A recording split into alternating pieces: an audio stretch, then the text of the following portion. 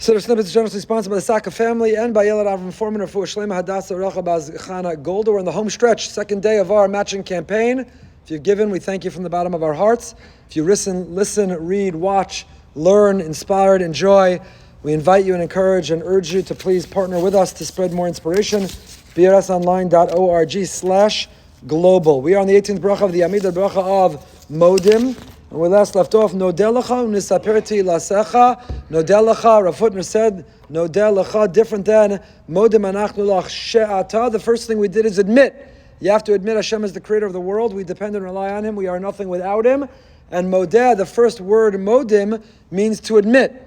The second time we use the word Nodeh, Modim, it's now not to admit but to thank. So Modim anachnu lach she'ata, we admit that you are Hashem Elokeinu, and now that we admit you're in charge, you're in control, Nodelecha, we're grateful to you. And we're not just grateful in a way we keep it to ourselves or between us and you. Unisaperti lasecha. We want to count and recount. We want to tell the world. What do we want to tell the world? Achayenu hamesurim biyadecha. About our life, chayenu, about our life, about our chiyus, our existence, our life, about the very breath in our lungs, about all of our faculties that work. Al chayenu, about our life, hamesurim biyadecha. It has been handed over, it is in your hands. It's in your hands. We think that we are entitled to see and hear and smell and walk and hold. We're not entitled. It's all mesurim biyadecha. It's Hashem, it's in your hand. And the people who wake up mysteriously all of a sudden, their leg doesn't work. Chalila, all of a sudden, their eyes. Chalila, all of a sudden, they can't eliminate the food that they ate.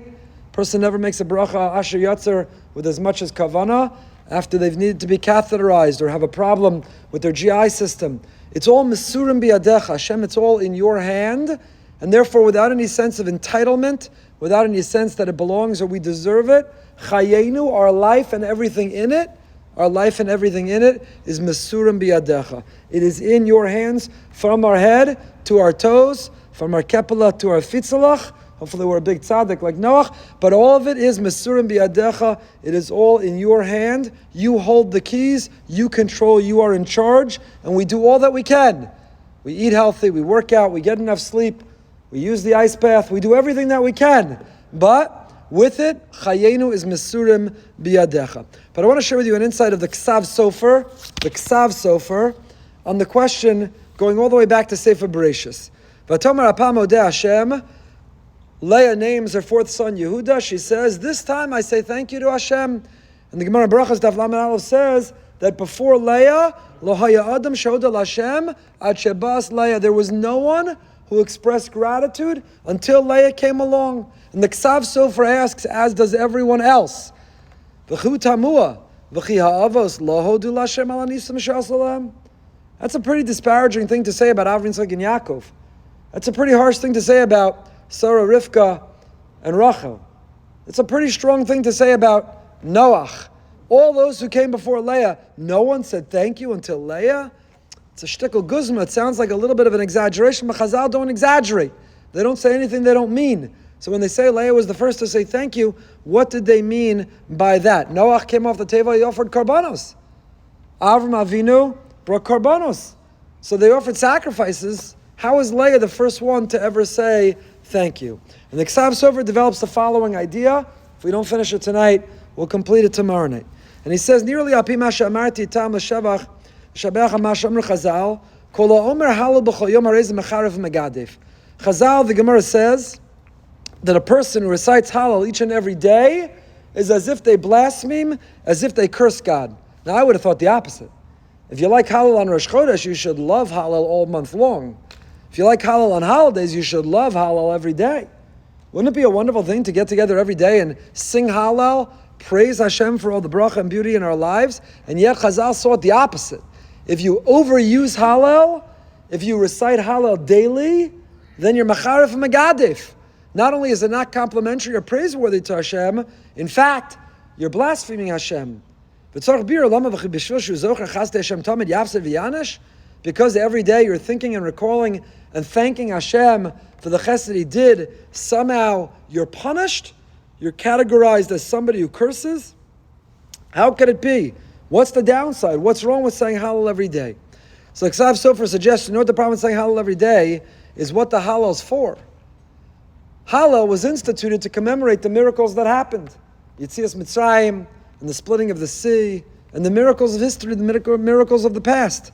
So if a person says Hallel every day, acknowledging the revealed and the big miracles, they are ki'ilu suggesting that the daily miracle of being alive is not worthy of a Hallel. Is not worthy of a Hallel.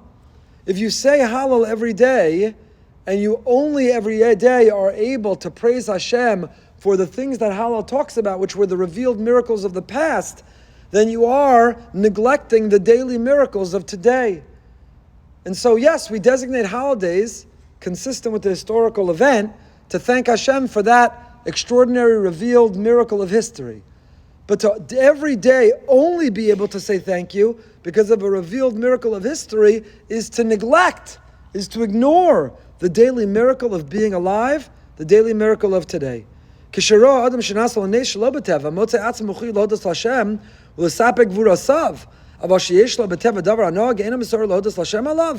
ולכן מי שאינו אומר בכל יום רק ההלל המסודר לנו להודות לאנשים שעברו שנעשו לאבותינו במצרים ואינו מודה רק עליהם זה מחרף מגדף. If the only thing that can muster you to say, God, you're great, is you split a sea 10 plagues years ago. What about today? How about the fact that your faculties work? How about the fact that you're alive?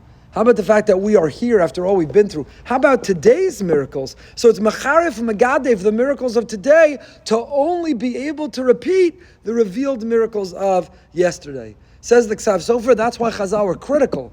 If you say Hallel b'chol yom, Macharif Megadev, because the Hallel you're saying each day is recounting the miracles of history. The only nice thing you can say about God is what He did for you so many thousands of years ago. There's nothing to thank Him for since then.